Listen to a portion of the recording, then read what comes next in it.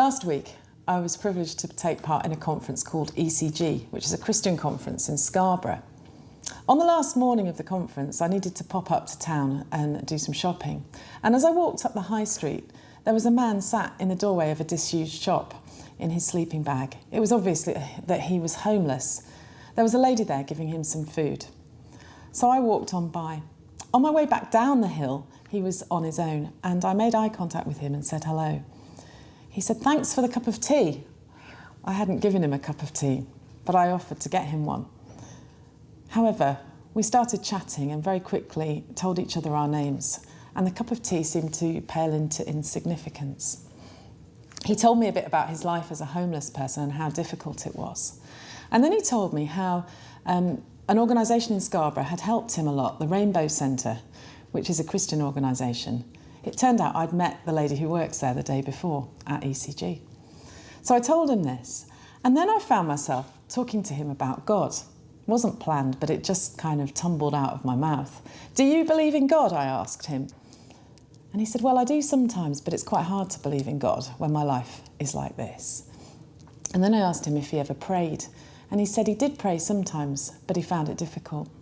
So I found myself offering to pray with him. By this time, I was sat on the floor next to him in the shop doorway on his sleeping bag. And I prayed for him. He bowed his head and closed his eyes. And as I prayed, a police van drove past us. I was hoping it wouldn't stop. I prayed for him, and I prayed that he would know that he was loved by God and valued by God. And I prayed that he would know God's strength as he went through difficult times, and that he would find a way out of his situation. We said amen, and then I asked him if he'd like a booklet, a Try Praying booklet, which I'd happened to have put in my handbag that morning, which he received seemingly quite gladly. And then I found myself reaching into my pocket and offering him the prayer beads that the Archbishop had given me on his pilgrimage the week before. He didn't know what to do with them, so I explained that if he held the cross, he could think about the fact that Jesus is with him, whatever happened in his life. And then I explained about the Lord have mercy, Christ have mercy, Lord have mercy. And then I asked him if he knew the Lord's Prayer. And he started to pray the Lord's Prayer. And so we prayed it together.